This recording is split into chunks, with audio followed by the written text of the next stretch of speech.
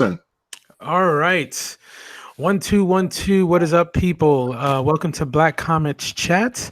We have a special guest and a special show tonight. Before we begin, let's just start with some minor introductions. From the frozen tundra, although I'm not sure how cold Albany is right now. Marcus, how are you? Chilling, man. I'm happy to be here. Just ran in the door, got home, but I'm really happy to be on. Happy to, as always, to be on with Regine. So, I mean, I'm not sure how many appearances you're up to, but you're definitely one of our superstar guests. It's got to be up there. It's got to be. One day we'll start. We started counting episodes, and hopefully we'll count appearances next. We'll see.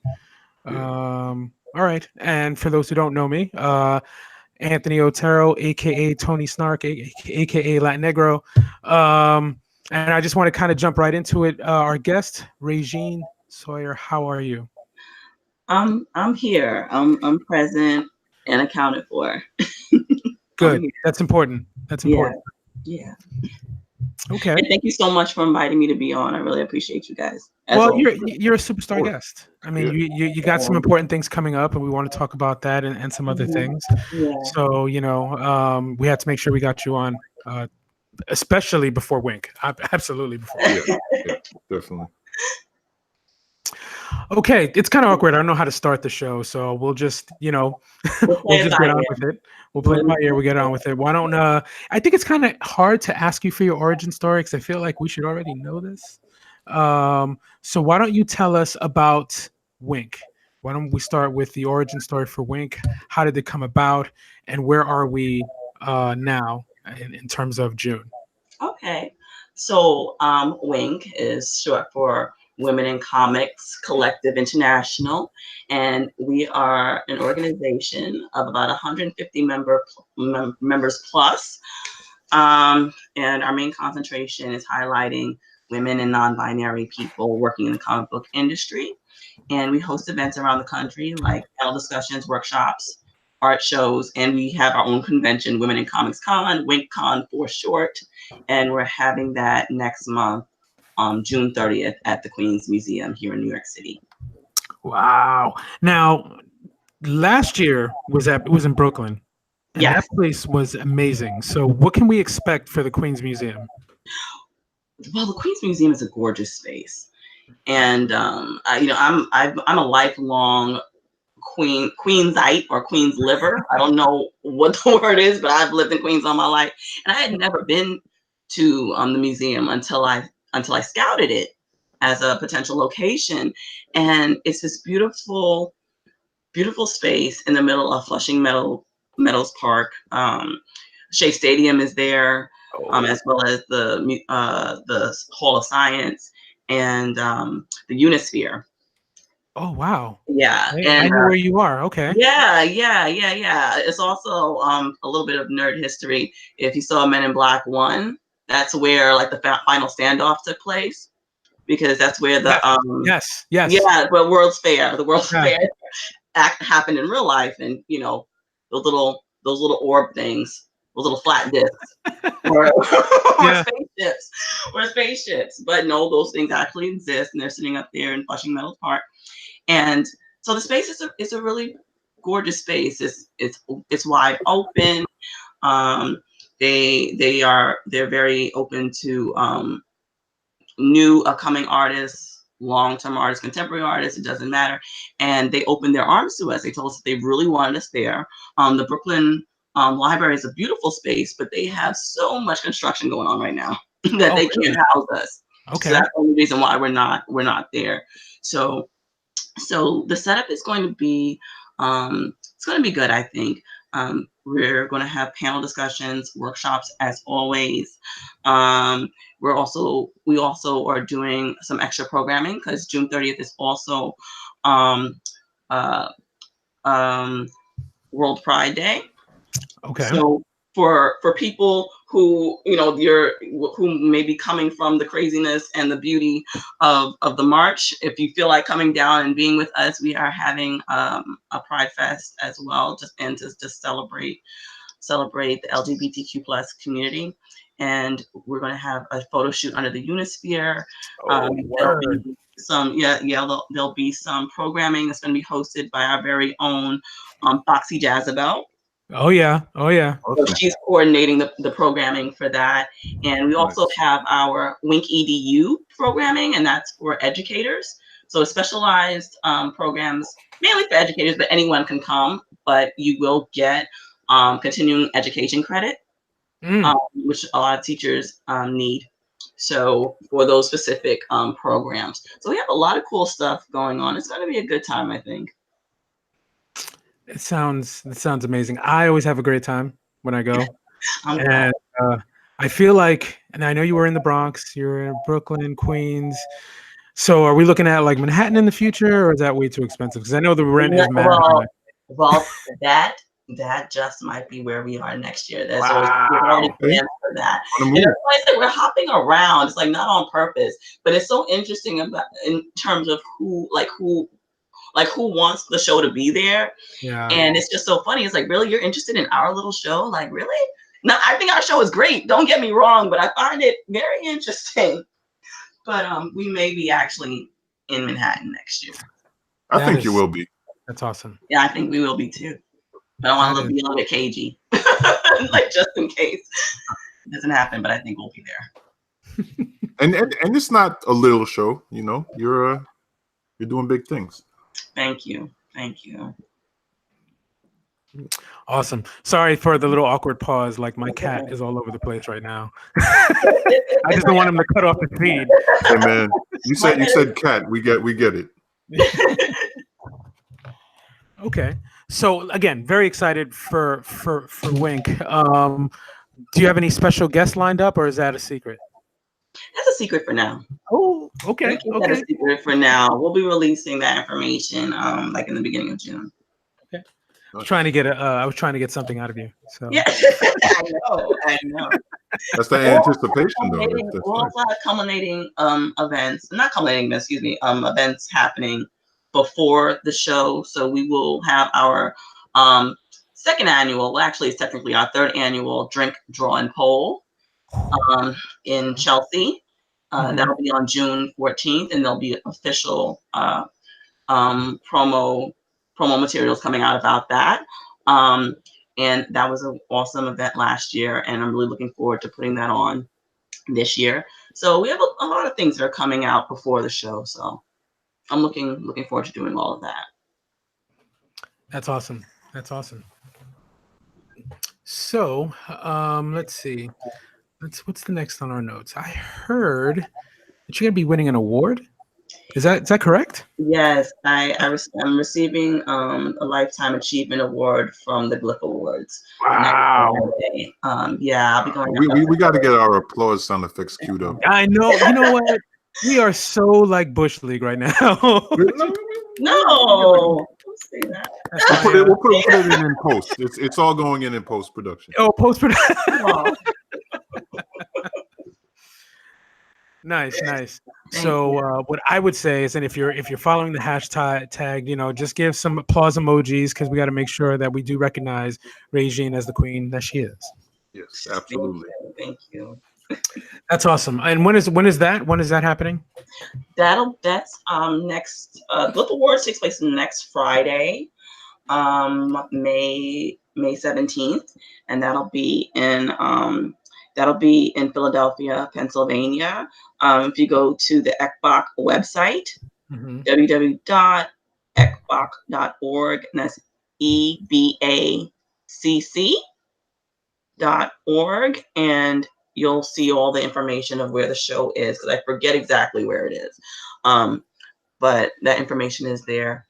And the same place where they're having the show, the same place is where they're having the Glyph Awards. Wow. That's very exciting. I hope you get to show it off at Wink. Thank you. Know what I mean? Maybe display it in like a glass case when we walk in.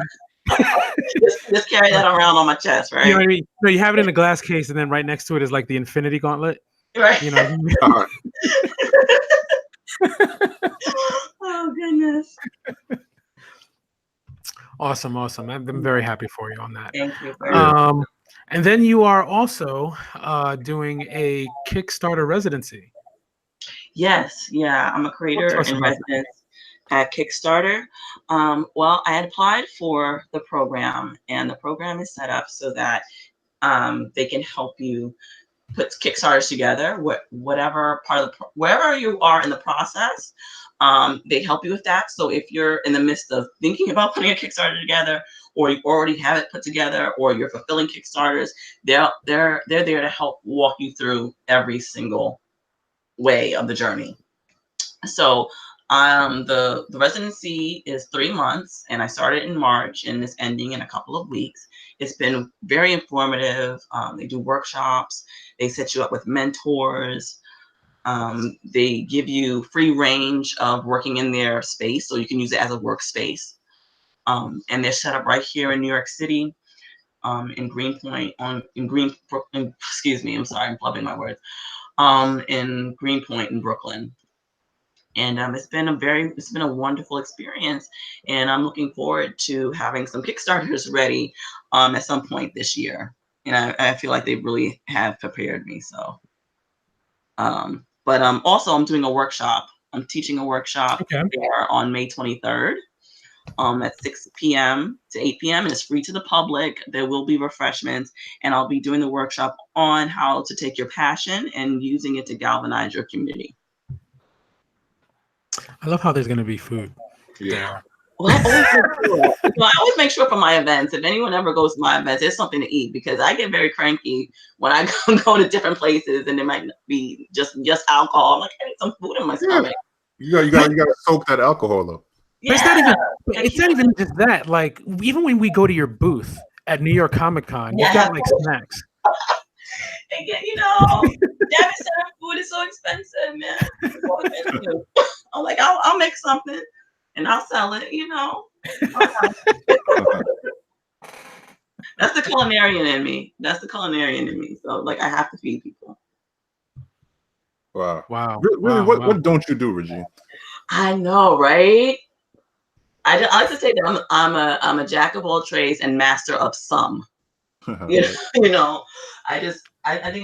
I'm sort of like a survivalist. Like, my parents were sort of the type that they knew how to do various different things. They had various different careers. So I think I just absorbed that.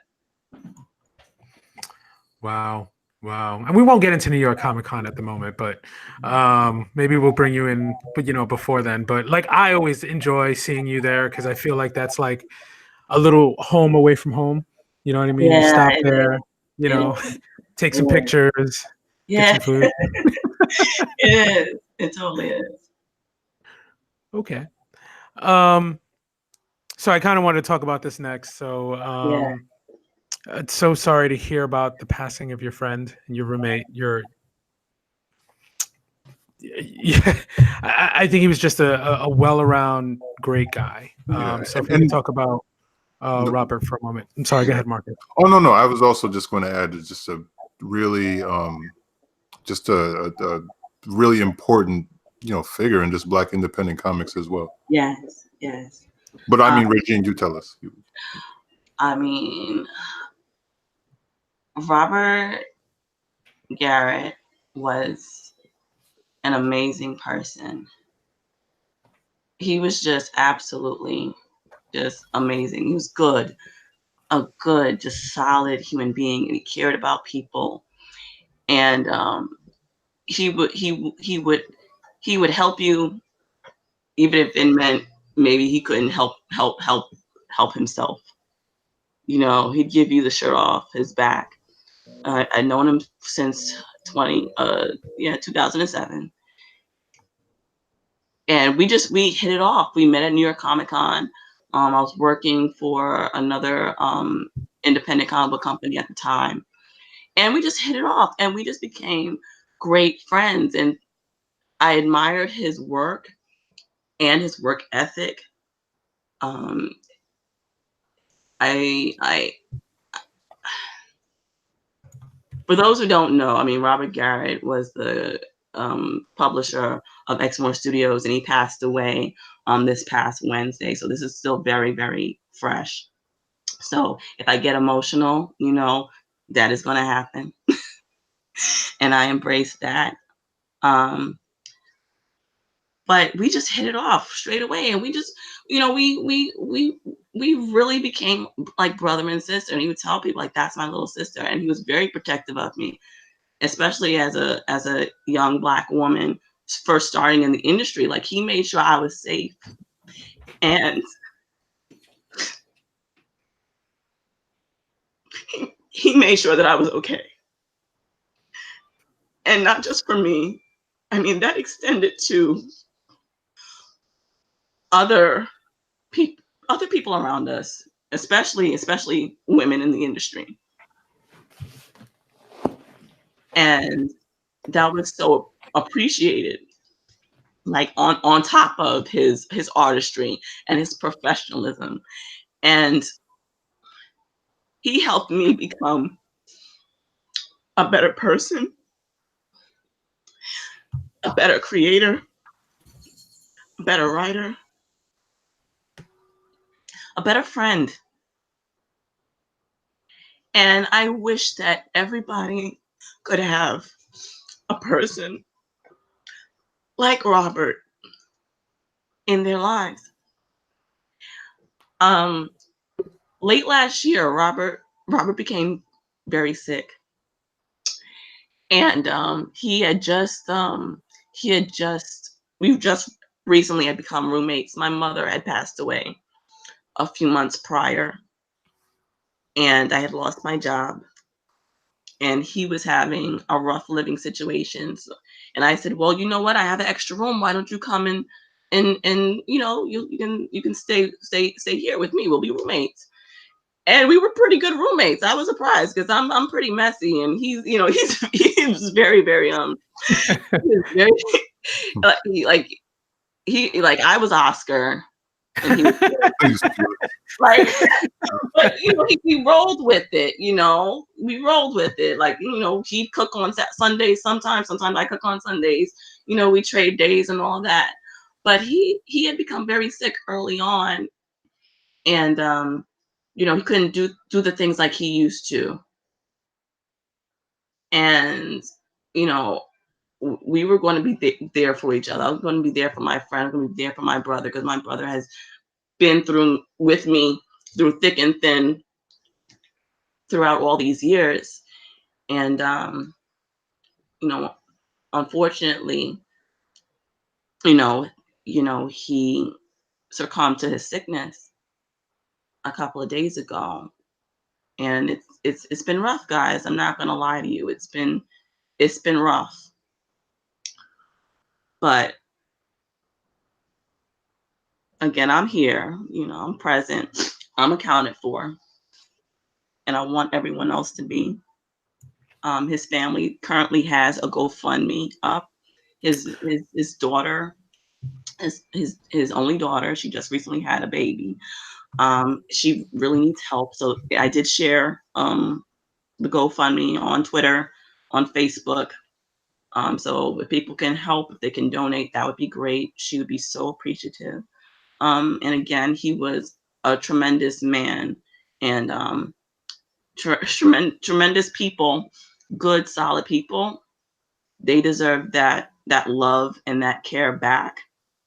So I definitely hope that will be bestowed to his daughter.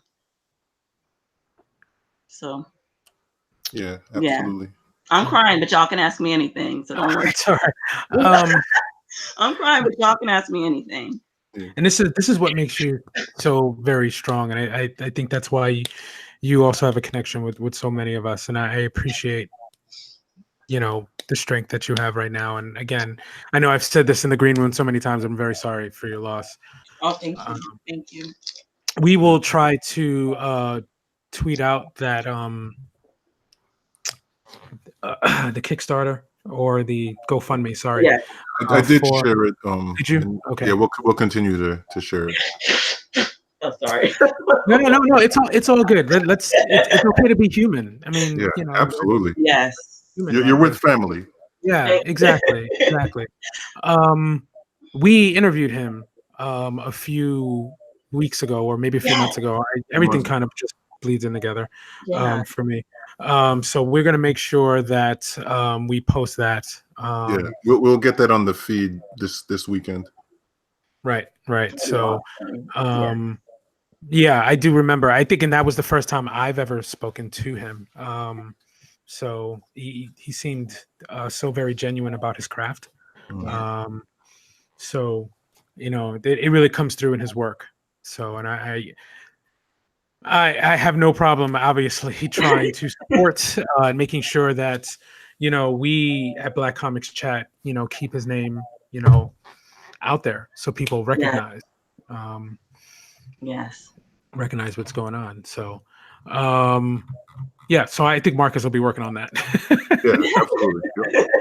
Marcus is the editor of the group. Okay. Yeah, That'd be wonderful. Important though, man. Yeah. Okay. So, and I kind of wanted to bring this up just to shift a little bit. We can come back to Robert, but just so I noticed that a certain show was canceled. Yeah, isn't it? But isn't it though? You want to explain to people what I'm talking about? Well, there was a show that once lived on Fox called The Passage. Oh. And it features the cutest little girl. She is absolutely adorable, gorgeous actress. And they happened to continuously make her look very similar to my main character in Eating Vampires, Evelyn, the little girl with the Afro puffs. Mm-hmm. And it wasn't just the Afro puffs that kind of like made me like raise an eyebrow. It was the fact that kept keeping her in a yellow t-shirt. And I wasn't the one that noticed it. Like I really didn't know anything about the show. I think my brother called me. My brother's very protective of me and my brother Diongo. I was very protective of me and my work. So it's like he calls me Jeannie. He's like, Jeannie, I think they stole from you. And I'm like, I don't know that. I'm like, Diongo, I didn't even see anything. Like, calm down. Like, I don't know what you're talking about. And I look up the book. It's a novel, and it came out years ago. And I'm like, oh, it's been out for a long time. And I haven't seen the girl yet. And then the show premieres, and then people are tweeting me, like, oh my God, you're ripping off Eating Vampires. Regine, look at this. I'm like, what are you guys talking about? And I look, and I'm like, oh my God, like, wow. Like, wow, that's real grimy, huh? I'm like, ooh, Wow. So I decided to go to Twitter and just put it out there. Like, look, this book has been around since such and such a time. Images of this character have been out for a good 8 years. So someone saw her at some point. Right. They had to have, because once they just kept keeping this kid in a yellow shirt, I said, nah, buddy. Like, no. Like, that's a little bit too much of a coincidence. And the fact that other people noticed it and not me, that sort of tipped me off. So yeah, it's interesting that it's canceled, huh? I automatically thought of you. Ain't that about a bitch? Ain't that about a bitch? That's what they get. And the thing is, I heard the show wasn't bad. I never watched it. But yeah, I heard it wasn't bad. I actually read the first book, so I thought the book was pretty decent. It was kind of weird, but was she black in the book? Yeah, she was. She was. Okay. Yeah, I believe she was. I'd have to read. I actually read it years ago. I believe she was black. Yeah, she was. She didn't. I will say this: there was no descriptor of her having Afro puffs. That I will tell you. Oh, probably not. Yeah. Probably not. No, so that I know for sure. But it was this little black girl that this guy was trying to save throughout. I think most of the first half of the book.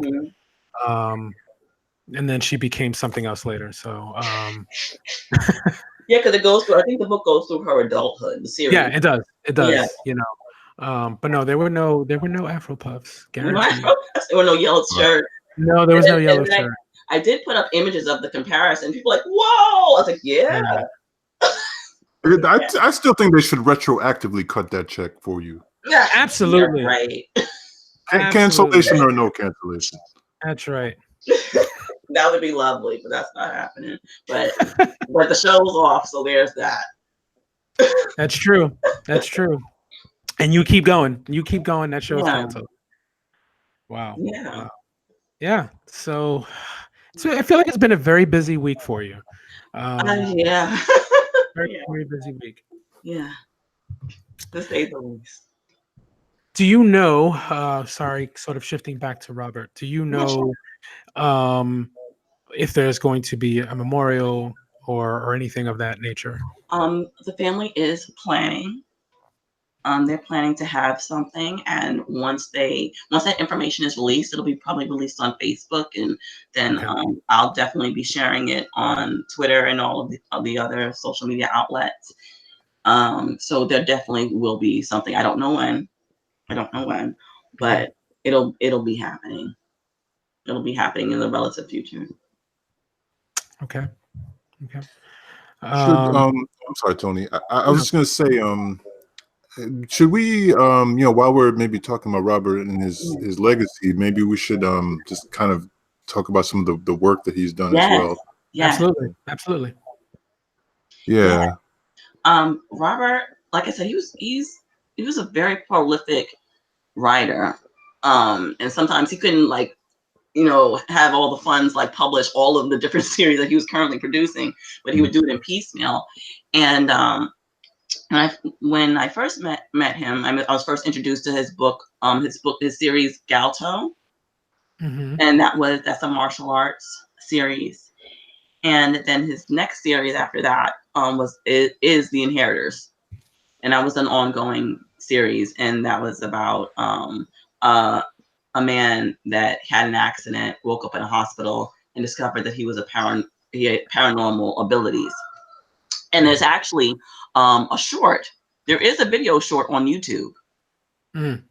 for that, and it was a very good, very very very good short.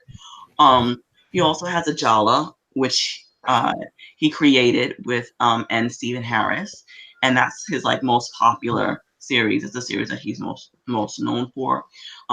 He also had an illustrated novel with artist Rodney Sannon, and Rodney is also the promo artist for all that Eating Vampires work with Evelyn. Uh, and Rodney's a tremendous artist. And that series is called The 12 Trials. He also had another series. Um, oh gosh, he has so many series. Oh gosh, Tool Boy, and I think that's about a group of assassins. So that book was released too. And Hero Born, which was my favorite series. Hero, because I'm a sucker for superheroes. I'm a sucker for superheroes, and that was about a black superhero team that was basically assassinated. They're assassinated in the first book. Wow. Yeah, like he has a lot. He has a wealth of books. And there's another book that he put out early on, and that's like I'm forgetting the title of it, but that was about astronauts that come back to Earth after Earth has been almost like annihilated. Cool. I forget the name of the series, but yeah, he has a full library of work. And then he had new work that he was working on. He also worked on some books with the martial arts community. The martial arts community is a community that had embraced us, and that began with the Urban Action Expo shows that we had started going to, and they loved Robert, like they adored Robert, like Ron Van Cleef. Oh my gosh, if you're familiar with Ron Van Cleef and his work and his movies, like Yeah, he yeah.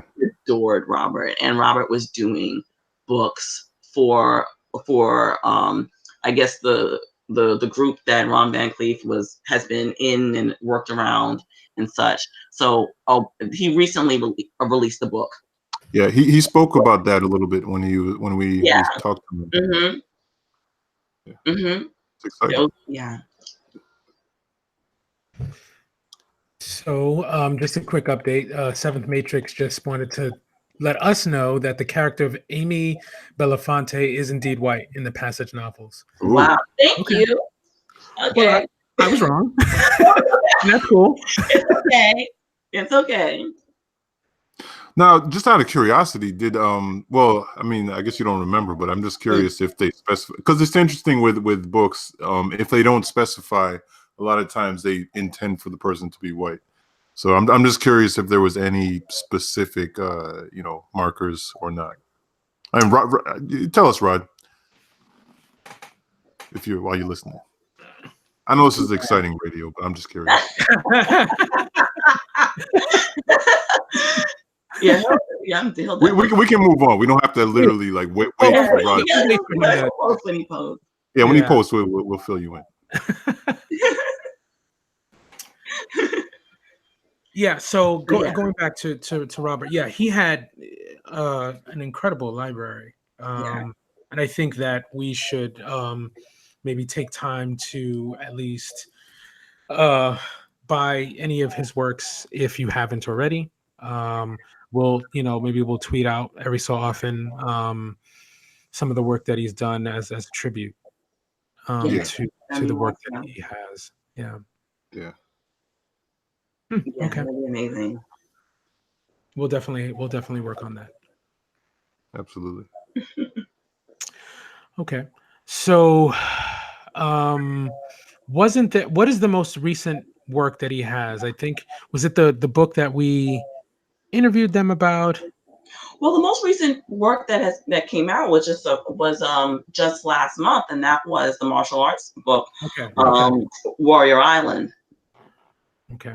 Warrior Island, and then there was a separate series, a separate book series that came out too. So I believe two books came out last month. One was Warrior Island, and I forget the name of the other book.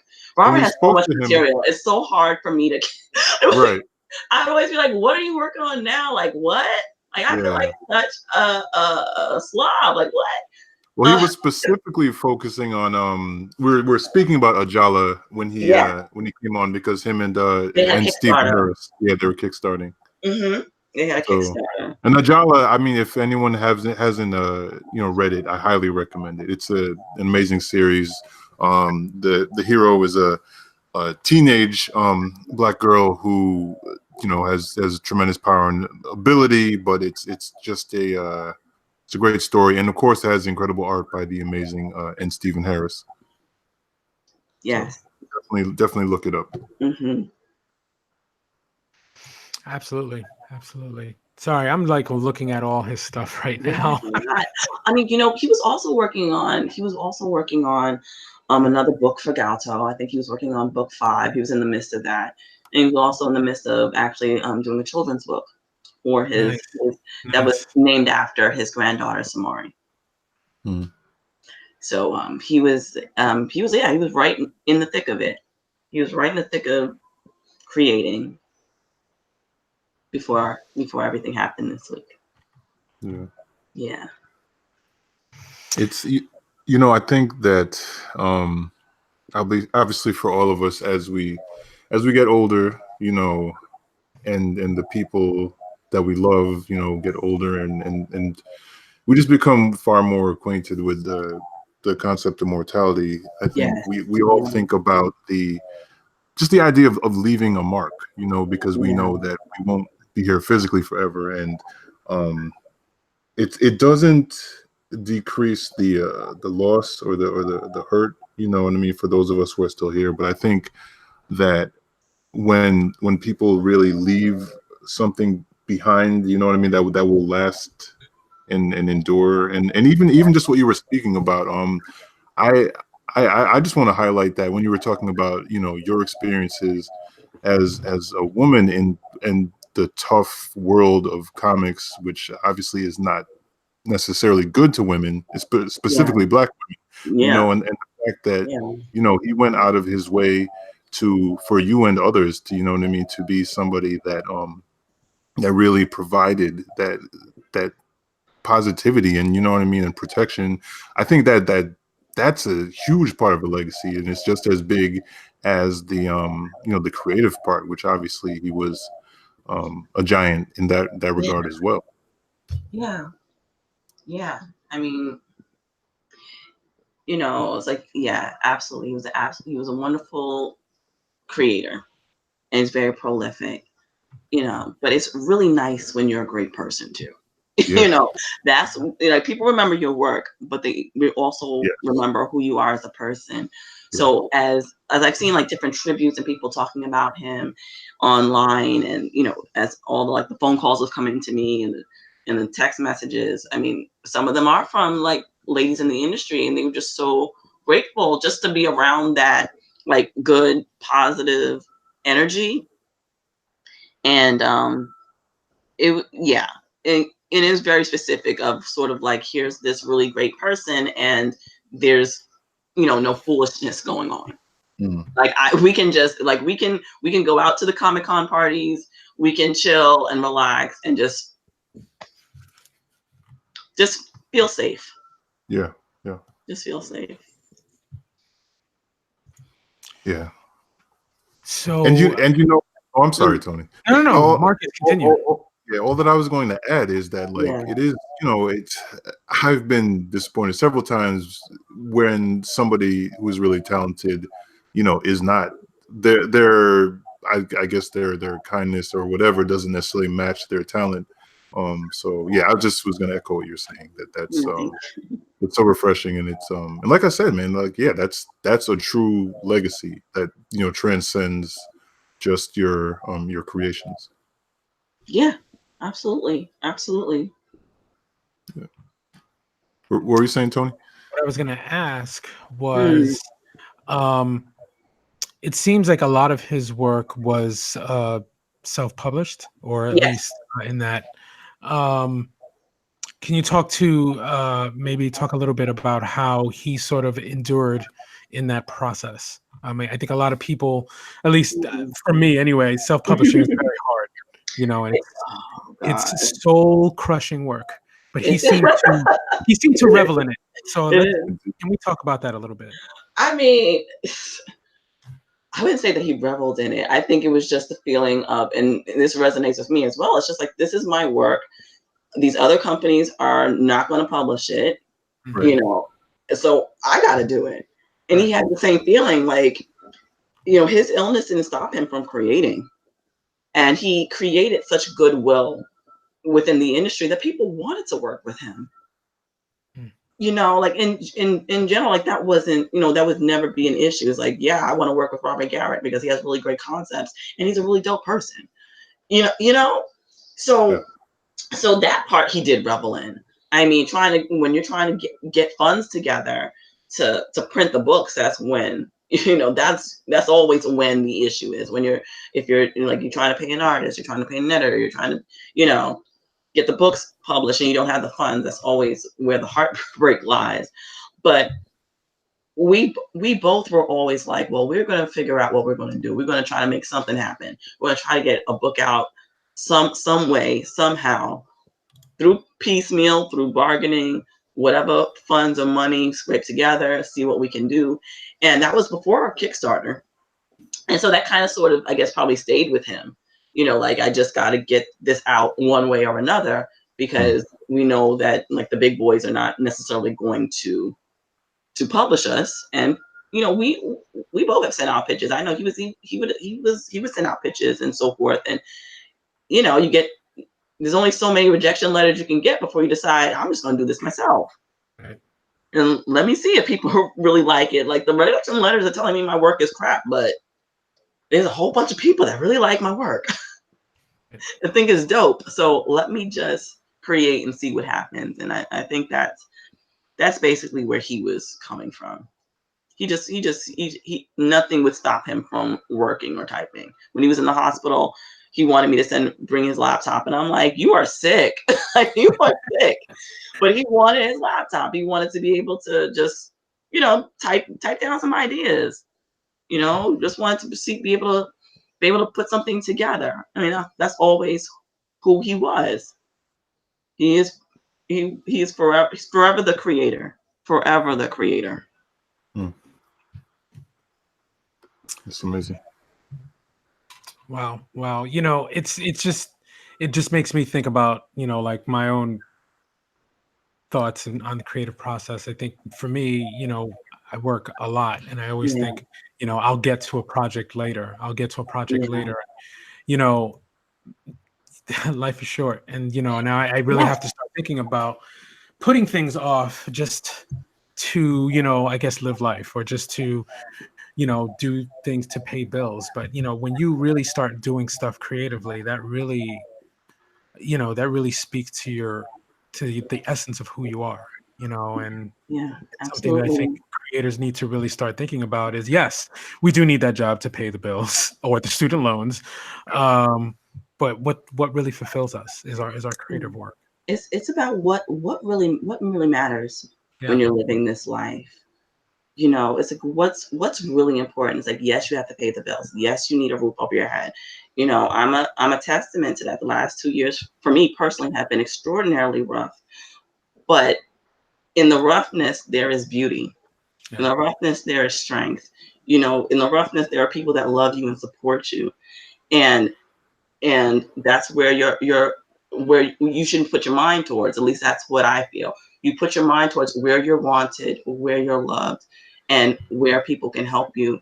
And having like Robert here in my home on a regular basis was a testament to that. It's like we're here to help each other. Like, we're friends, we're fellow creators. you know we live that comic book life. We lived that comic life. So there was an understanding, and there was the understanding that, like, yeah, like, we both endured all this stuff. But again, there's joy in the pain. What matters is who cares about you, who loves you, who's here to help you. We're not going to worry about who's not here.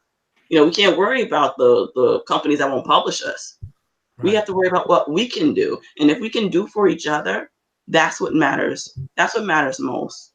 And that's what also helps you get to the next plateau. You can't worry about who's going to spit in your face. Yeah. Concern yourself with who's going to hold your hand. You're right. And I just want to say, like, you yourself, Regine, like, it's funny because as people who speak to so many Black comic creators and Black women comic creators, I can't tell you how many episodes your name comes up, just as far as like people being grateful for the support you get. You know what I mean? So, like, I definitely want to big that up as well, because yeah, I mean, we could literally do a montage of clips of people saying, like, Regine booked out, or Regine, Regine was a part of me really getting into this. Oh, that's humbling. I've always looked at it as, like, you're supposed to help other people. You're supposed to help. You're supposed to help. And I think that was just my upbringing. That was just my upbringing. It's like, if you have something, and if you can spare a little bit, do that. And if you see something wrong, see what you can do to fix it, or help it. So if I can help another person, it's just the right thing to do. Yeah, absolutely. Wow. Yeah. I mean, and that absolutely comes across in every interaction we've had, and how I see you interact with everyone. I think we had it just made me remember a conversation that I think some of us had. And we're like, who would, like, not like Regine? Like, if someone didn't like Regine, like, I think they would have a problem with all of us. Right. Like, what? I mean, look, I'm not everybody's cup of tea now. That's not the point, though. I mean, you helping out folks. You know what I mean? Exactly. Like, who's not gonna like you? I mean, besides Thanos, who's not gonna like you? You know what I mean? Man, I mean, you'd be surprised. I know, but still. But and I appreciate, and I know, and I appreciate that, but it's just, yeah. I'm like, yeah, I can point out and be like, yeah, this, if you don't like me, there's something wrong with you. But it's something like, like, something wrong with you, not me. Right. But the numbers are definitely in favor of people who love you. So absolutely. Oh, thank you. But absolutely. Again, I'm not here. I'll be honest with you. Like, I'm not here to be liked. I'm so happy that people feel that about me and have that affinity towards me. Like, with that, I love y'all. I love y'all. But I'm here to make a difference. And sometimes people don't like different. So you just gotta keep being whoever you are, be honest and forthright in your truth. And if people see that and they gravitate towards that and that's what they want in their lives, I mean, hey, we can all get this elevation together. Yep.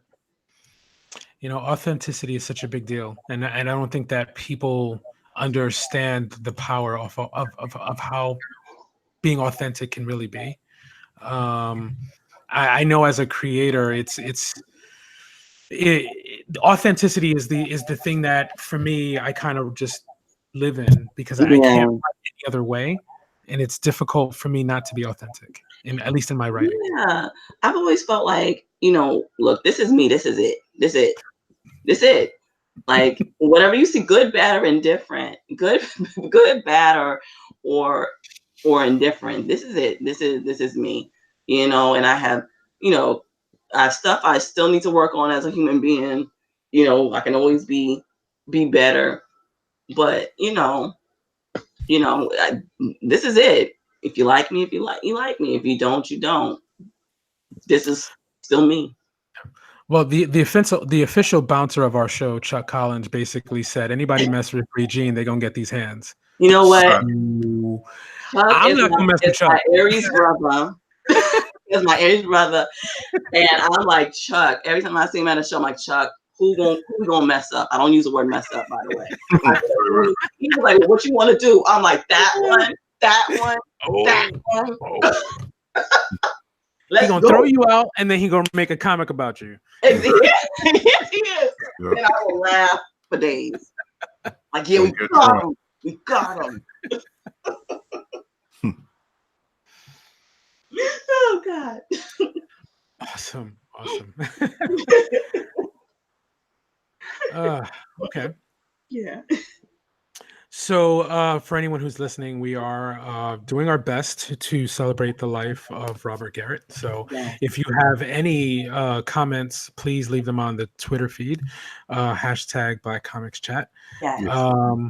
So I think we'll gently move on to other things. But obviously if there's anything that you want to talk about, we can definitely do that. So but I want to move on to a subject that I really wanted to talk about since I saw the movie, and that's Endgame. So, Marcus, please put out a spoiler alert right now. Oh, yeah. For anyone who has not watched Endgame, please stop listening because we're about to talk about it. I have not been able to speak about it at all. I've heard other podcasts. I've seen other things. I've seen people write all these tweets and diatribes. I need to talk about this. So... Yeah. I'm putting that tweet out. Right now. Tweet out right now. All caps. Spoiler alert. All right, waiting for the tweet. It's going out. Okay. 3, 2. Okay, you should be good. Yeah. All right.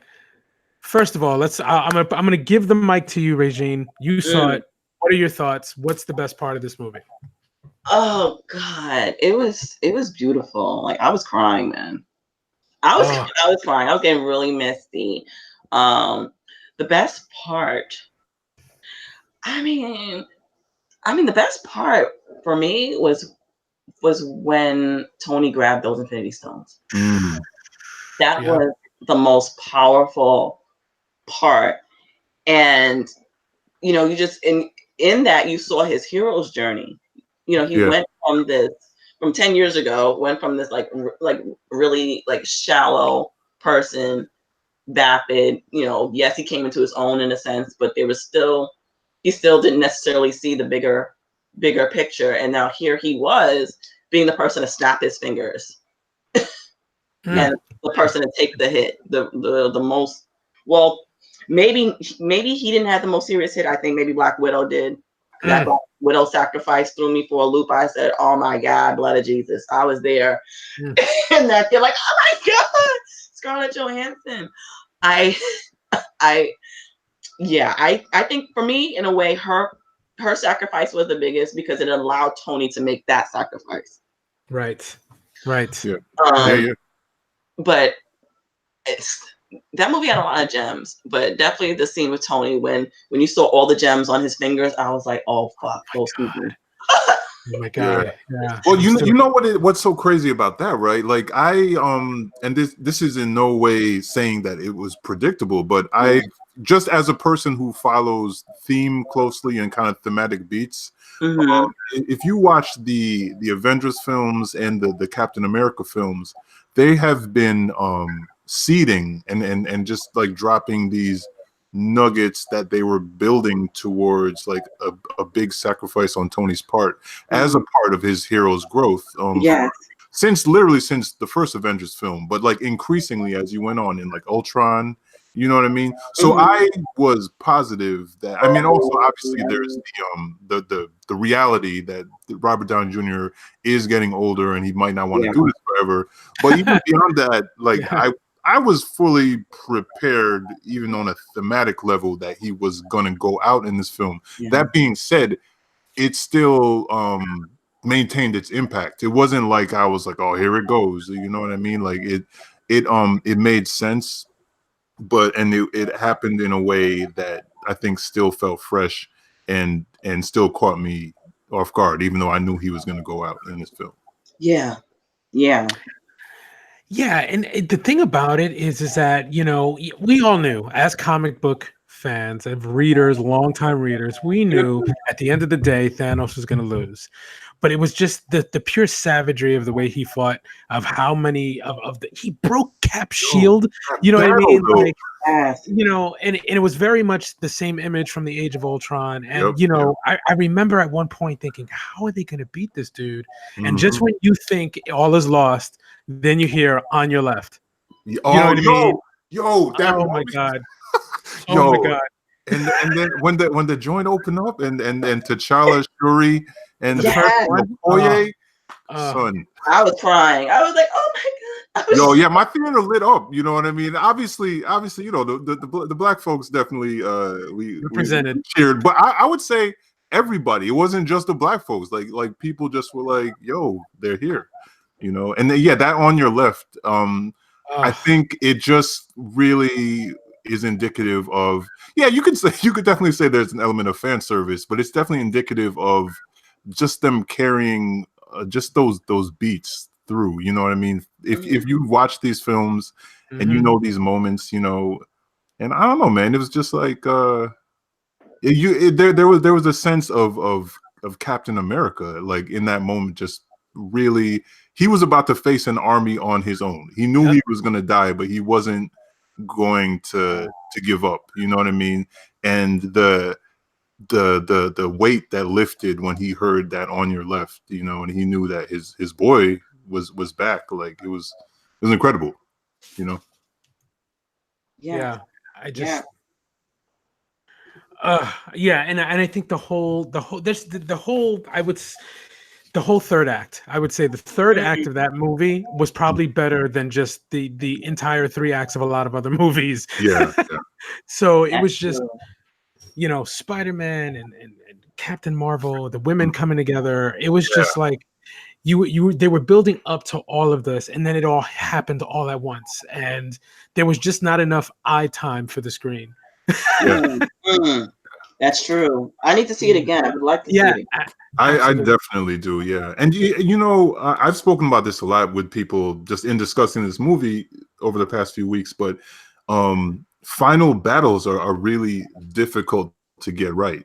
Absolutely. A lot of times they can just become a big mess and it can be kind of boring in a sense because it's like, you know, just people fighting and, you know, I mean, it has no personality but this was the ultimate final battle. You know what I mean? Like they did it. They kept you engaged. Everyone had a part to play and was involved, you know, and it just, and it didn't feel like 3 hours. It didn't. It just flew by. It really did. I when it was over, I was like, "That's it. That's it." Yeah. I was very shocked that those 3 hours flew by so quickly. You know, yeah, maybe there was a lull or two, but everything was just information packed. You know what I mean? Like you're on the edge of your seat because you just didn't know what was going to happen. So I'm very happy happy with the final product. And yeah, there were some really intense emotional scenes. I will tell you, for me, and this was the most unexpected moment, was Paul Rudd in the beginning of the movie when he saw his daughter. I was like, no. I'm gonna be honest, man. Like for me, like it's a known fact on this show that I'm a mushy father. Yes. And that moment got me. You know what I mean? Like it really did. And yeah. Like, but you go ahead, Tony. I'm sorry, I cut you off. No. I mean, I was just like, nope, I'm not. I can't. I can't. Because I didn't expect it from Paul. Like anybody, Paul Rudd's supposed to be the comedic person. Right. You know what I mean? And Ant-Man, whether you liked his movies or not, are very lighthearted. You know what I mean? To see him, the person who is like makes everyone laugh, have that emotional moment was actually a lot to deal with. You know what I mean? So it's just like, oh my gosh. So yeah, he did a great job. I think that if anything, Paul Rudd is like the low-key MVP of the movie, just by his performance. Just low key, because there was a lot of great performances in this movie. Yeah, but I can see that. Yeah. What else? What else threw you for a loop? I mean, I do have questions. I think there are some plot holes. I'm not going to get into it too much, but I mean, I do have questions. I mean, let's talk about the questions, because I mean, I think there's okay. So my question. So Bruce goes to the Ancient One, and she talks about how the life in the universe would be completely effed if an Infinity Stone was sort of removed from the timeline or possibly destroyed. Mm-hmm. So by the end of the movie, we know all the stones are gone. What does that mean? You know what I mean? Like, I was uncomfortable with. What do you mean that. Gone? Well, Thanos. The current Thanos destroyed the Infinity Stones in like the first part of the movie. Mm-hmm. So they obviously do what they need to do to get them back. But Cap's got to bring them all back to their current timeline, which means currently right now the Infinity Stones are gone. Yeah. Am I correct? Yeah. So that's kind of weird. So yeah, like it does get very complex. I do know. I just happened to have read this yesterday because the Russo brothers, they've broken their silence. And one thing that they mentioned, or it might have been the screenwriters. One thing that they mentioned is Thanos essentially destroyed them, but they still exist on an atomic level, like almost like the atoms. An existential level. Get the yeah. Okay, I'm not gonna say. But that's its own thing. But I definitely which obviously, like this week the Spider-Man Homecoming trailer Far From Home trailer came out, and in which they really gave us a little bit of information about the post Endgame world, and they were talking about how the events had torn a hole in the I forget exactly how they phrased it, but you know what I mean. It basically, right, yeah. And that makes a lot of sense, because especially if you talk about like what the Ancient One had told Bruce. I would imagine that Captain America going back, even if he got them in place, it would have to just create more streams and branching off. Yeah. And they definitely were playing with the idea that time is not a straight line, and if you go back and you affect reality, you're not gonna disappear like Michael J. Fox or whatever, but you're going to branch off. As an 80s kid, man, I loved all those it was so great. It was so great. Yeah. But you're like creating these other threads, you know what I mean? Which I think it creates like a lot of fascinating potential, and builds a multiverse, which obviously Marvel Comics has had multiverses forever, but it's really kind of building the threads of a MCU multiverse, which is, I don't know, like I'm actually looking forward to what that could mean, and like who we could see show up. Well, I think they're going to touch upon it for Spider-Man Far From Home. Yeah, definitely. Yeah, and that makes it very, very exciting. So I actually have another question. I want to know what you think happened. So Loki grabs the Tesseract, and then we don't see him ever. See, the way the rules were explained to me is that you have to return the Infinity Stone back to the original point in time. So does that mean that what happened with Loki actually happened? Because they had to go back even further? I think that actually happened. My brother and I had that same conversation. Yeah. Right. I think that actually happened. So that changed. Right. Well, that created another thread. It created another timeline.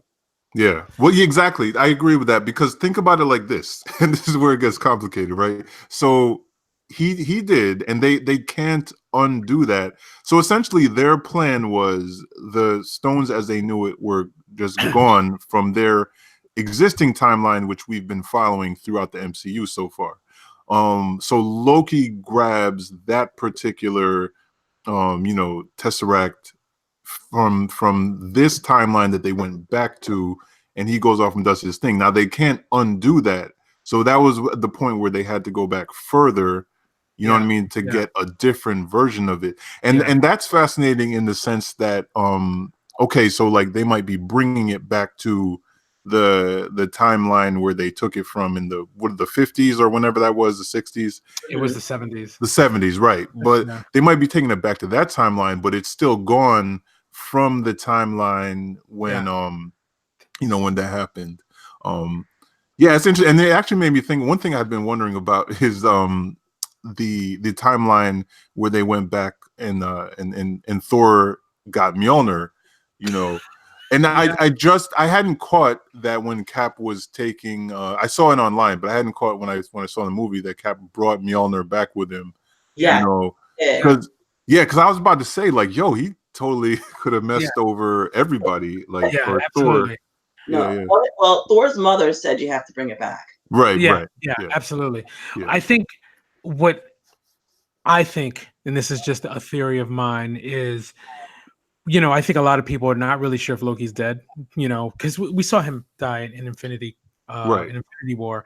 And my thing is, now that they're coming out with this Loki series for Disney, would that capture what happened at the Battle of New York?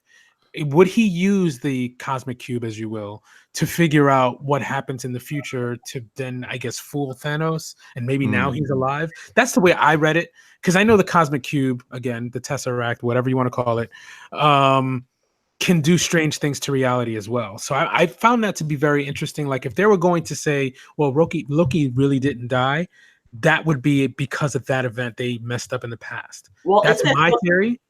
Isn't there supposed to be a Loki show? Yes, on Disney, but no one knows when this takes place. But I would imagine that this would I think, and Disney, they're always thinking ahead and tying things in. I mean, I definitely took it that in some ways they're kind of having their cake and eating it too, in the sense that they did give us this they're having several cakes. Well, exactly. Yeah, Disney has all the cake. Disney is a cake factory, but they like, we lost Loki, right, in Infinity War, but they essentially, through this and through the multiple time streams, I think that Loki we see in the TV show is going to be this Loki that got away.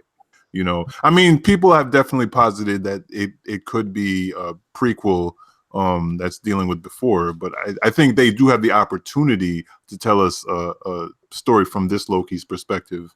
That being said, that this Loki, if that was the case, he wouldn't necessarily have the growth that the Loki who died in Infinity War had.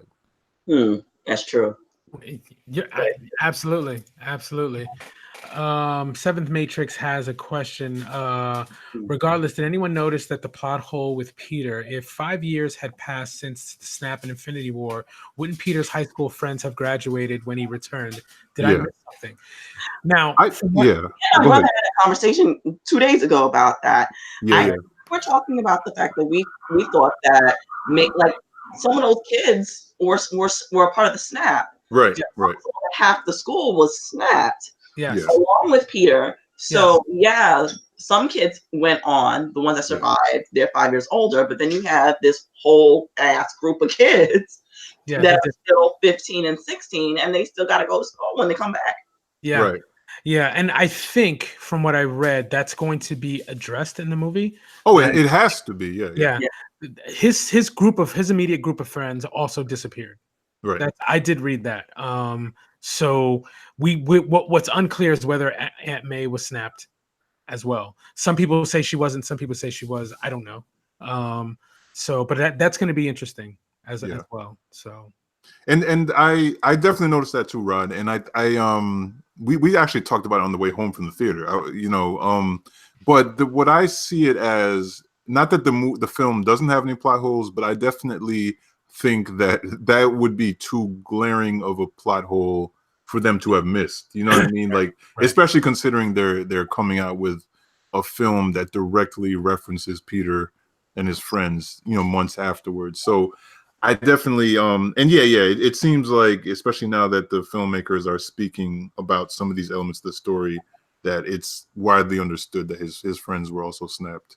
And it's a combination of kids, which really would have to mess you up too. I mean, even beyond the snap messing you up, just kind of like going to school with, the kids who were, I don't know, in like 5th grade back when you were in school are now older than you.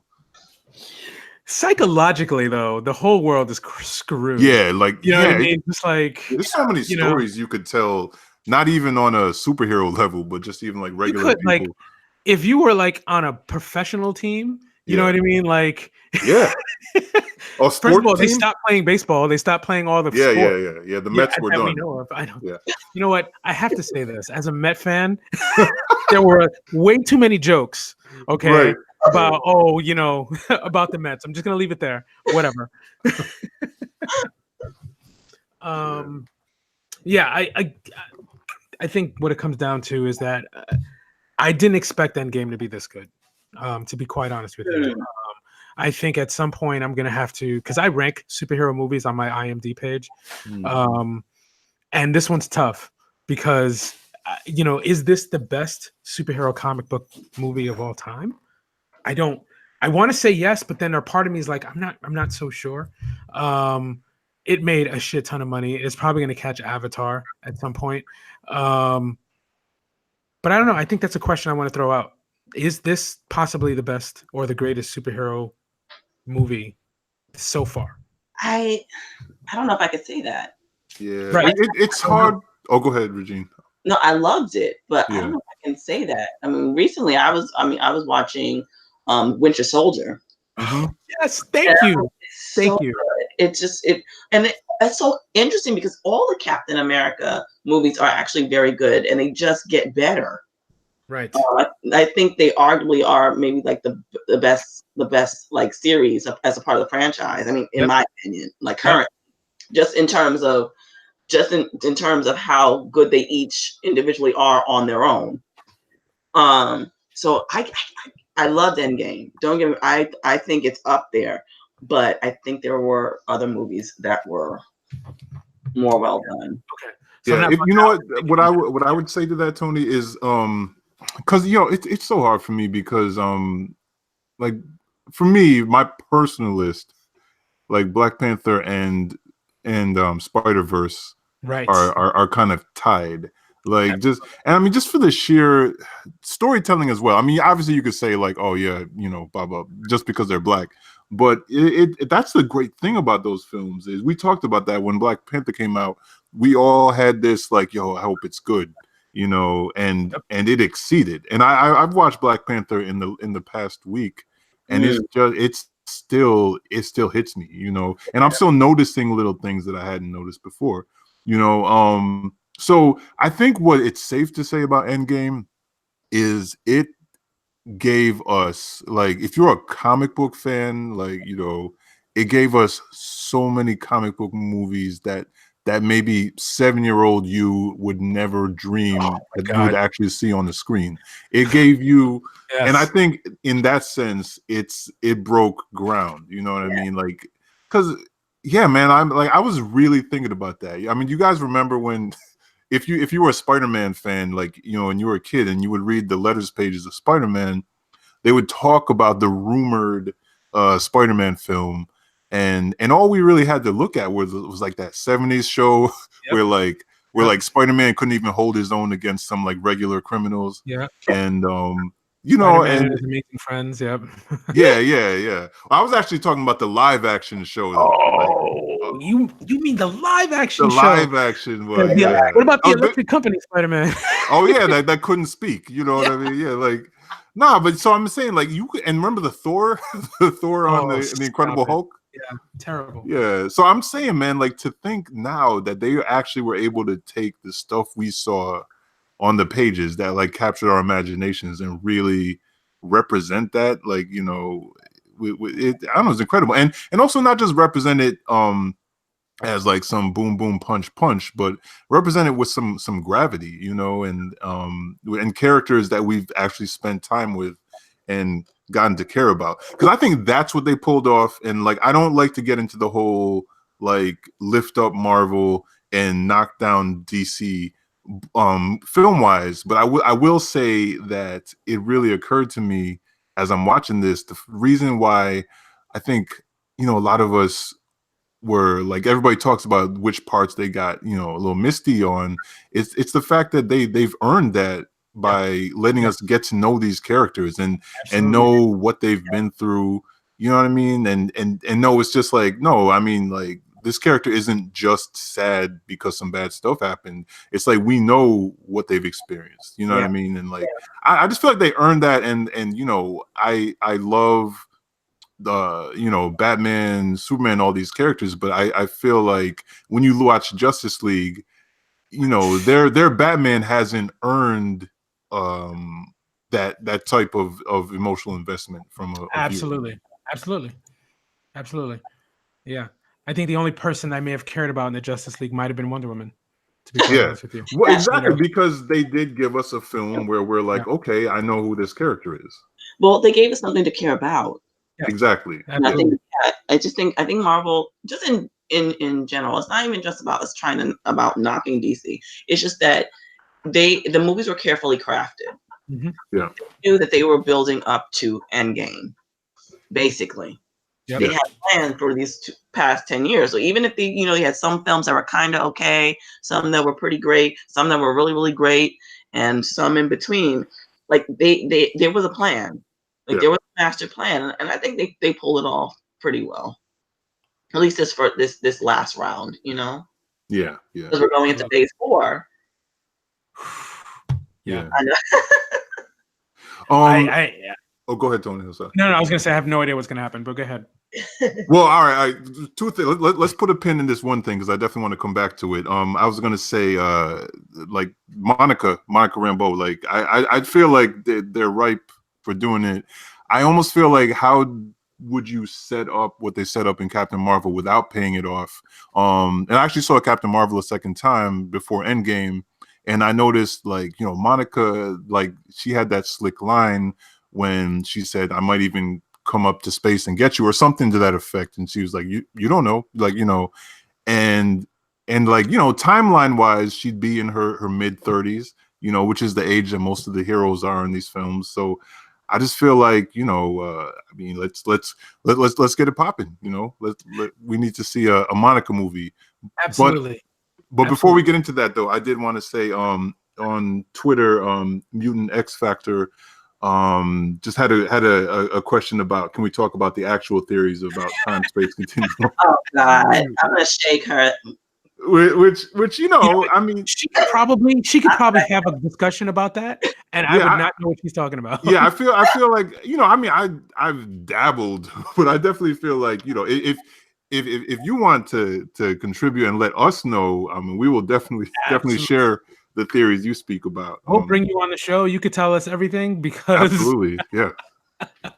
I mean, it's something wrong with, like, just to touch on it briefly about talk about like parallel universes and different time streams and dimensions and all that. I mean, I can't get into it too deeply scientifically, but anything and everything is very, very quite possible. Mm-hmm.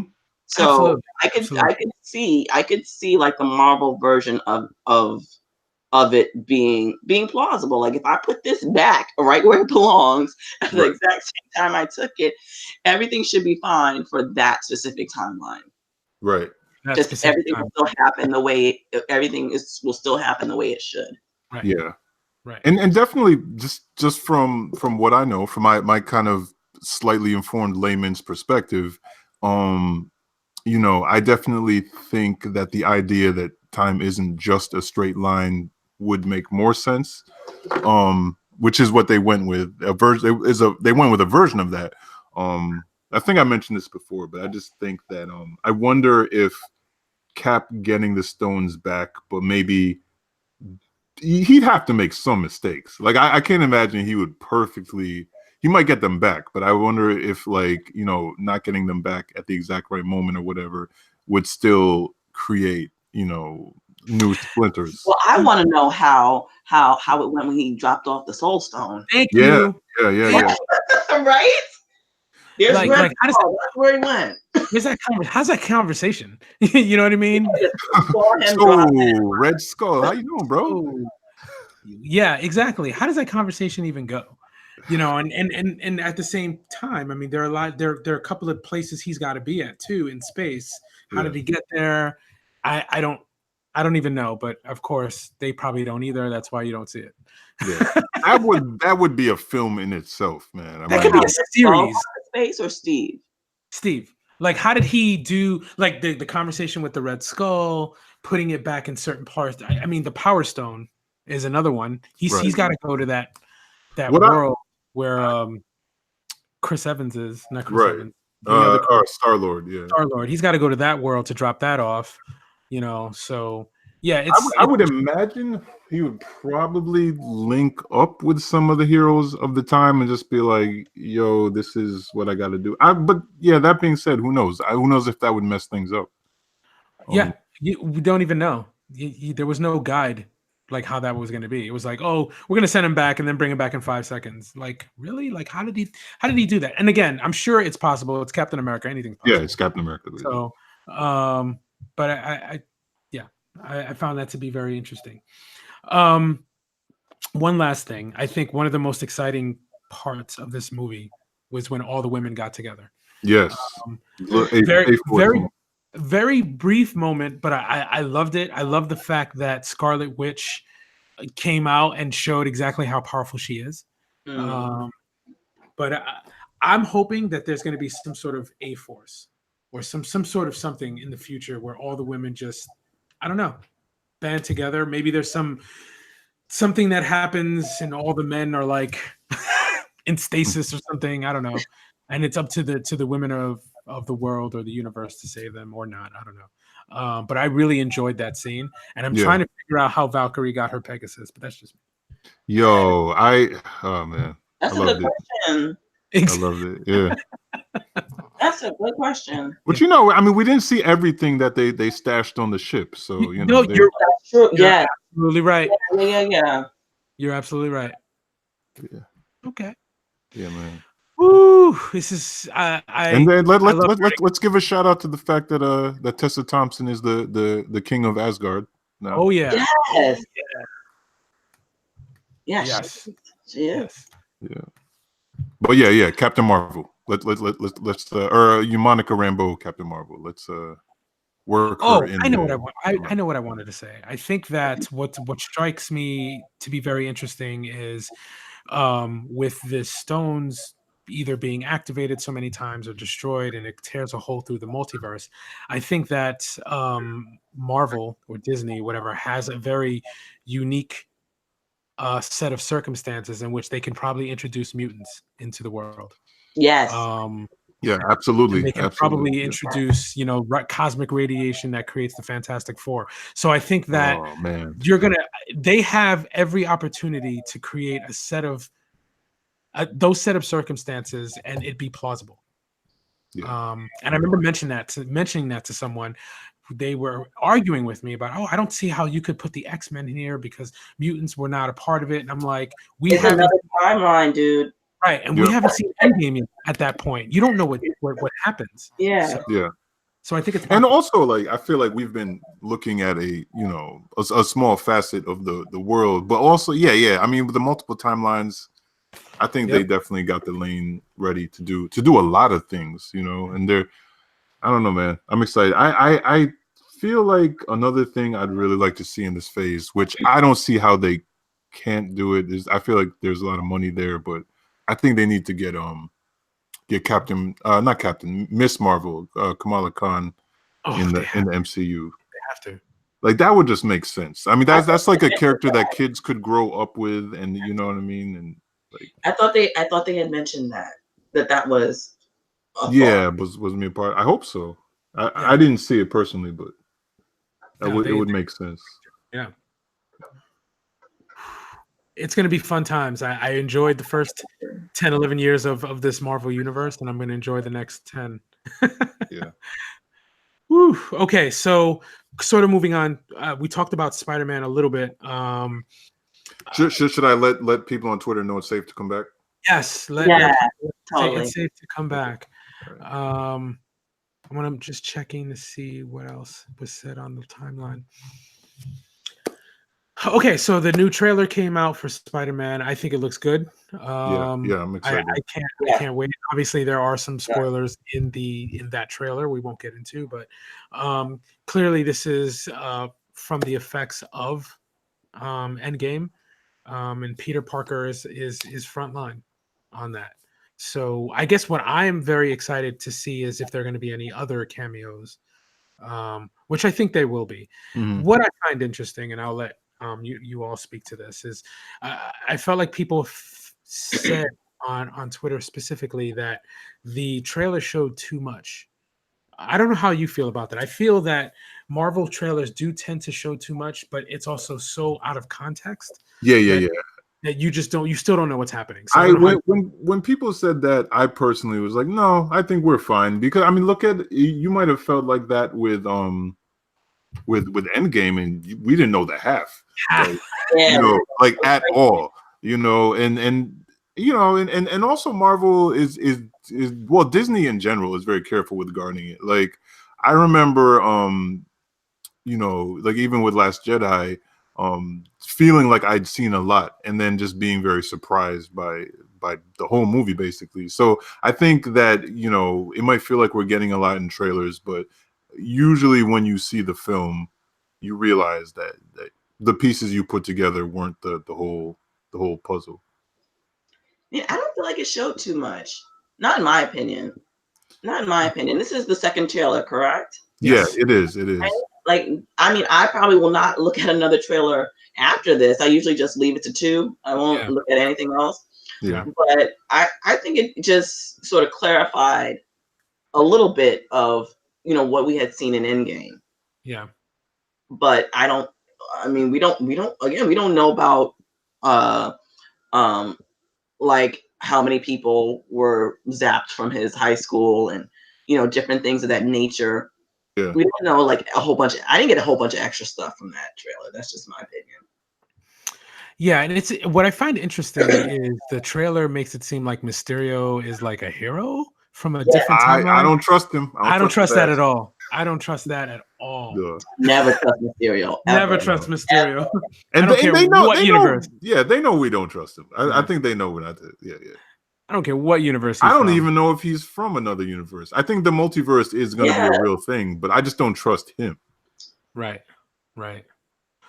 Wow, it's gonna be interesting.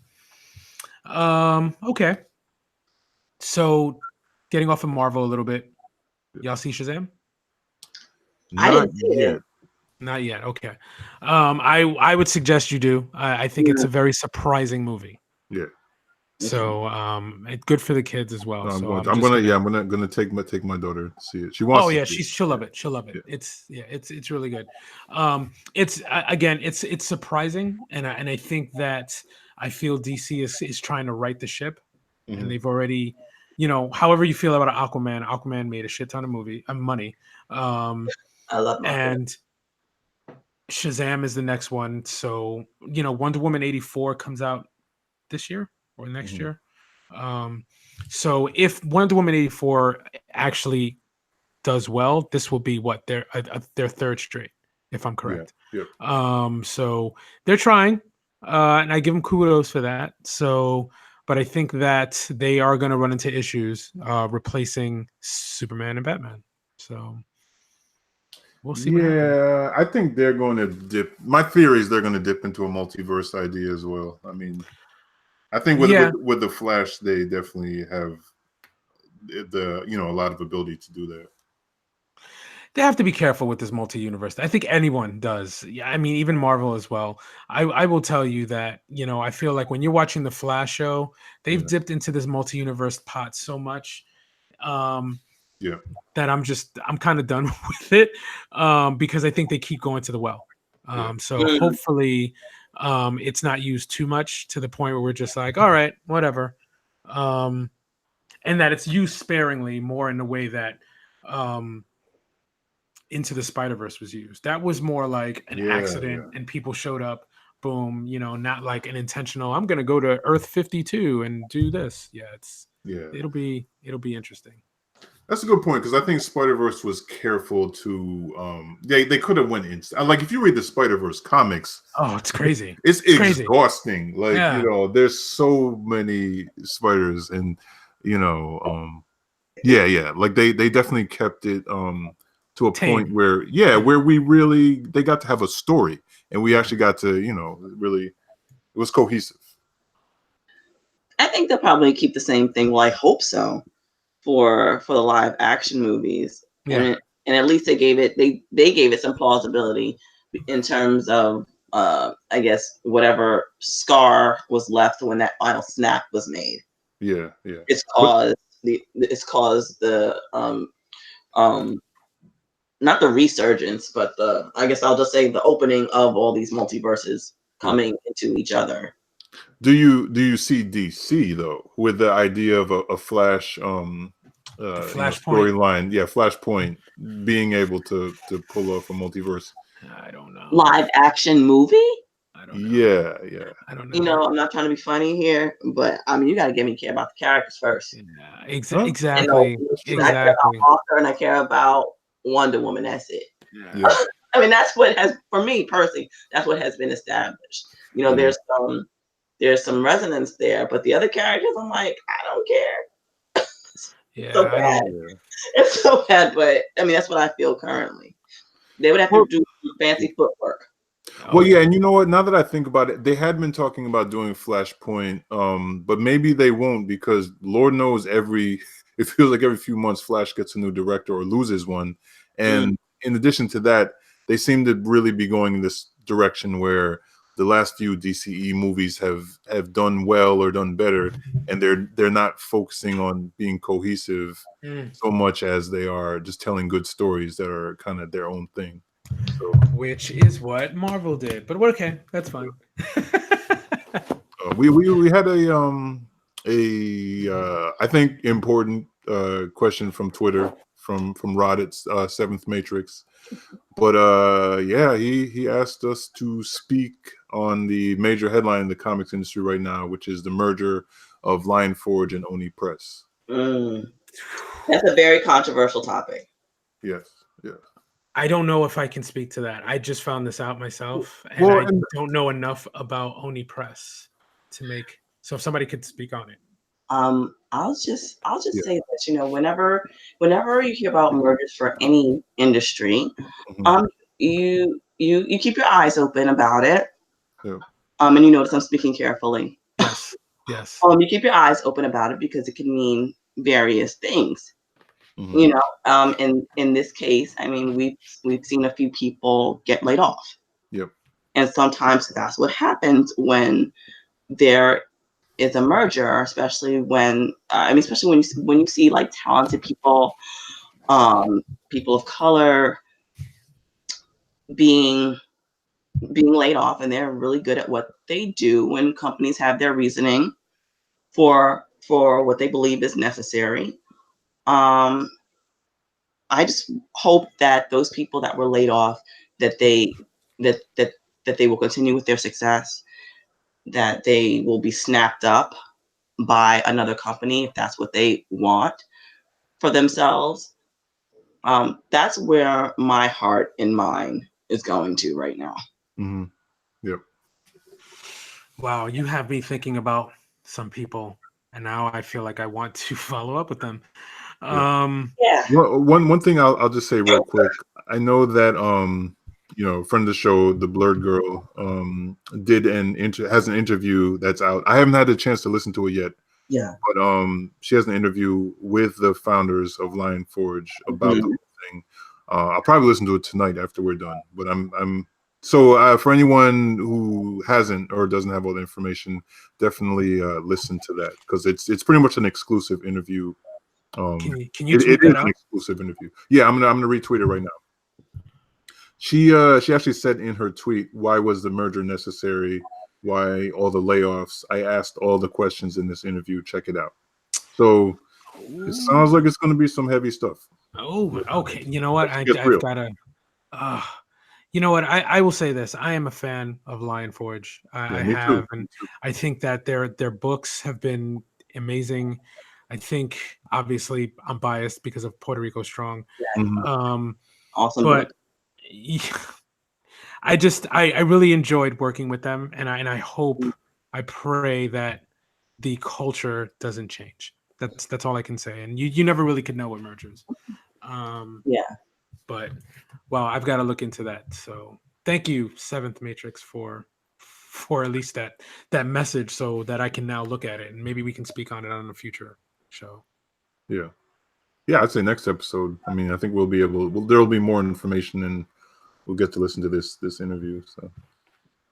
Wow. Yeah, I gotta talk to some people. I gotta talk to some people. Yeah. Yes. Wow. Okay.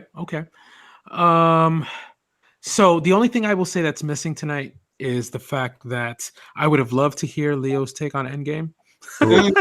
How much time you got? The day after I saw Endgame, Leo and I. It's funny because it was my lunch break, and so I went. It was a nice day out. So I went and took a walk, and Leo and I called Leo, not specifically about Endgame, but we got into an Endgame conversation, and I just kind of kept walking because it was an in-depth conversation, debate, etc. So my man has thoughts. He definitely has thoughts on it. So now I know over at For All Nerds, Chico Leo is not feeling this movie, and I want to know how close Leo is to Chico on that. Do you have any idea? Oh, I mean, I won't speak for Leo. I would definitely say, I mean, just to sum up our conversation, as Leo is famous for saying, he didn't love it. That's his But in addition, he definitely acknowledged that there was a lot of cool stuff and good stuff about it. But like he said, and I hope I'm not misquoting you, but he basically said that there were a lot of questions, even beyond the questions we've mentioned. There were questions that took him out of the film. I see. Which it's funny. I mean, there's questions, but for me personally, they didn't take me out of the film. They actually just were interesting. Yeah, this is going to be very interesting. I cannot wait. I'll be tweeting away. I'm like, no, Leo, I don't agree with you. He knows how opinionated I am. Oh yeah. And then I'll call him later. What were you talking about? Yeah. Leo and I have a very 50-50 thing when it comes to film. It's like 50% of the stuff we're just like totally in sync and we love, and then 50% of our things that I love and he's like, eh.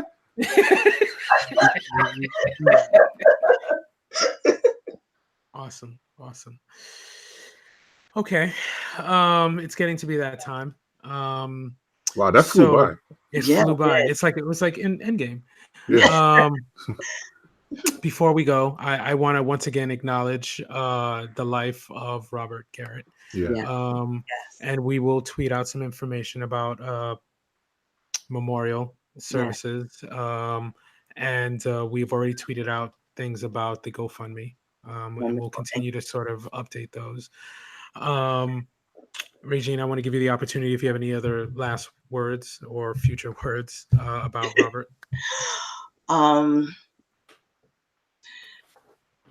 The way we honor or should honor Robert's legacy is number one, support indie comics. Support creators, whether they're indie or mainstream, it doesn't matter. But if you love something, buy it. Email creators, tell them how much you enjoy their work. Let them know that what they do means something. It's so important that we support each other. And also on another note, like, check your health, guys. Oh, Take care of Yeah. yourself. Take care of yourself. Self-care is a must, especially when you're working in an industry where a lot of people don't have health care. They don't have yeah. Yeah. benefits, and they can't take care of themselves the way they would like to. A lot of things, need to change. And I hope that with this experience and with knowing such a great and beautiful person such as Robert, like, we can take some of these lessons and make a bigger, better industry. Yeah. Thank you. 100%. Thank Yeah. you. I wanted to get into the whole conversation about how men should be uh, checking themselves more. I know that even I'm a little guilty of that. I was even saying to myself the other day, Mm, I need to see the doctor. I try to see a doctor every year, but with guys, for some reason we go through this world thinking that we're invincible, Hmm. which is ridiculous. And I know personally know guys who don't want to see a doctor until something hurts, and that's not the way it should. It's not the way it should be. Right. no, And we it's we not. we need to take better care of ourselves. And It's follow up.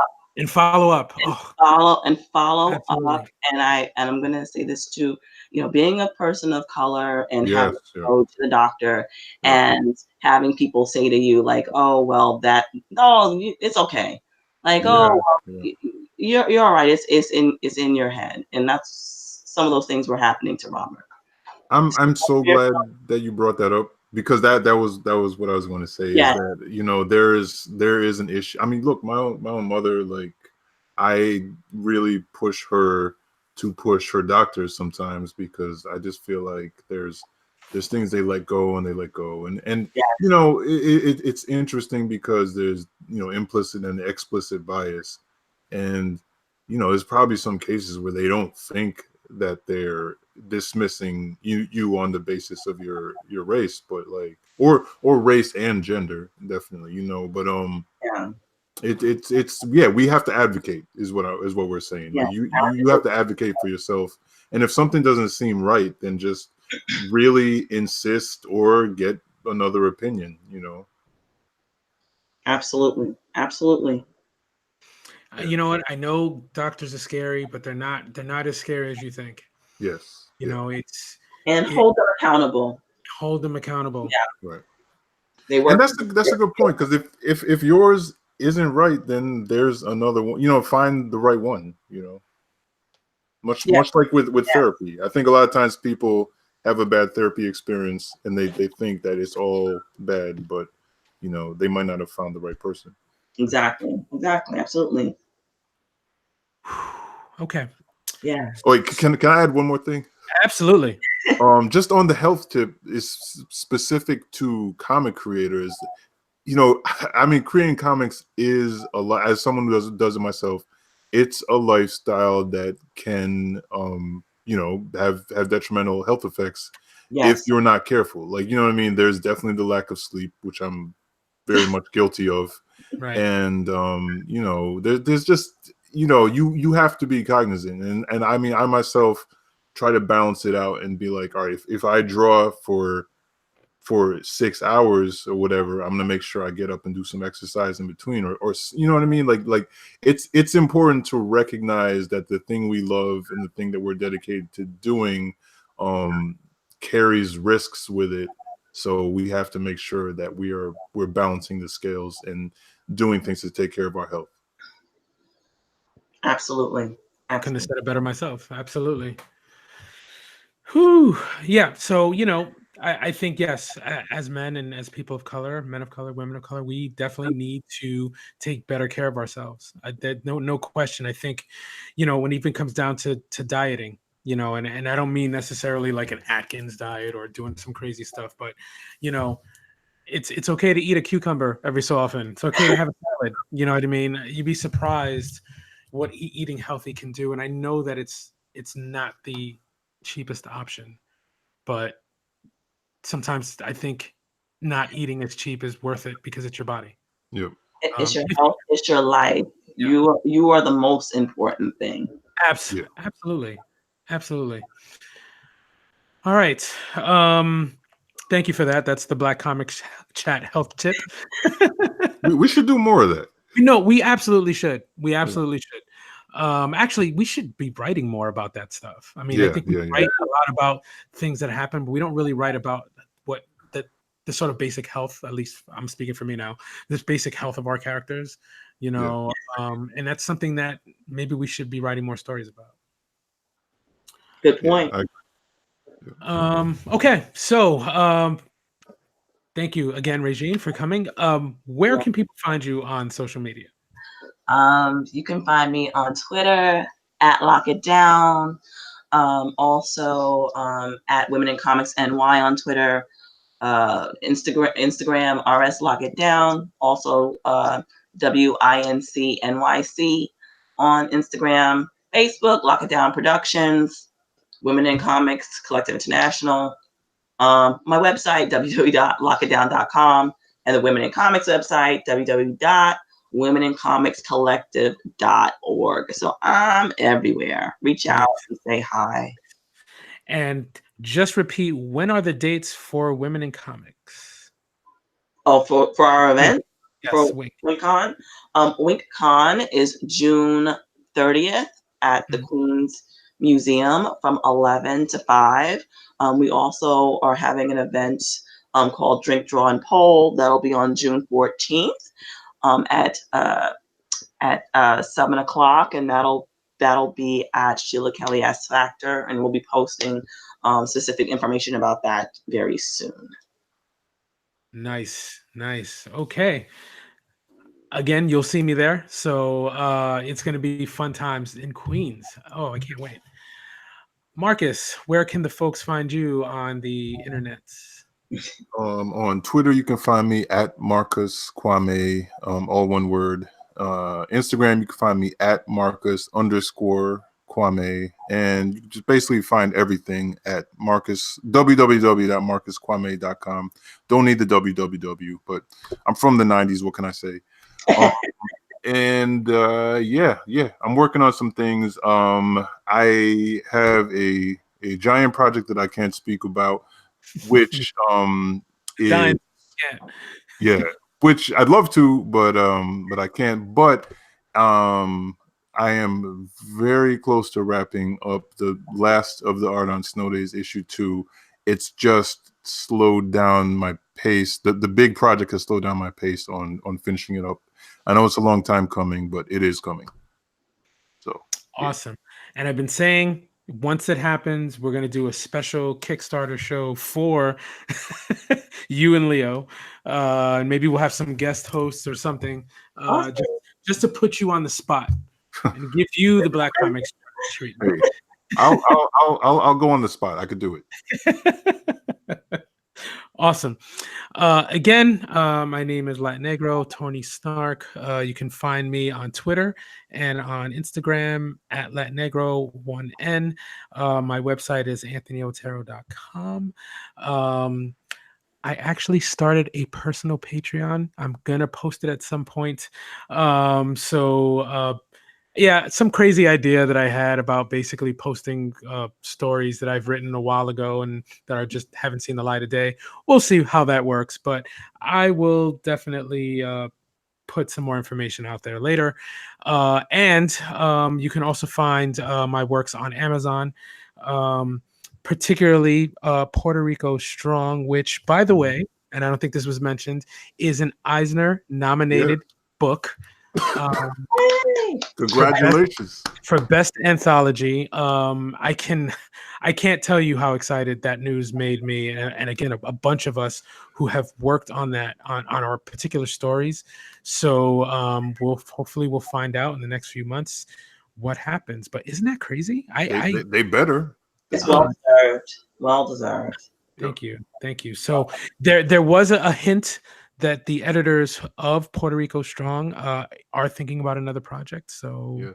Oh, wonderful. we'll see. We'll see. I'm down. I'm down. I absolutely loved writing that story, and I'm down to do it again.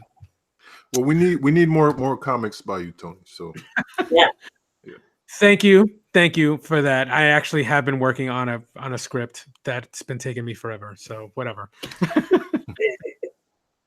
All right. So I think that's it for tonight. Thank you. Have a good night. Again, Regine, thank you so much. You are a queen, and our Yes. thoughts are out to you. Thank you so much. Thank you, guys. And I just want to point out that I just resisted the temptation to do the Coming to America. Yo, I was going head. to. That was in my head. My mouth was open. I was about to, but I said, you know what, Marcus? Let's not do that. We want to have followers for the next show, so let's not. And I recognize that I just asked for credit for not doing the thing, and in essence, kind of did the thing. But that's neither here nor there. You know. You guys are awesome. Thank you. Have a good night, everyone. All right, peace, y'all. Bye. Bye.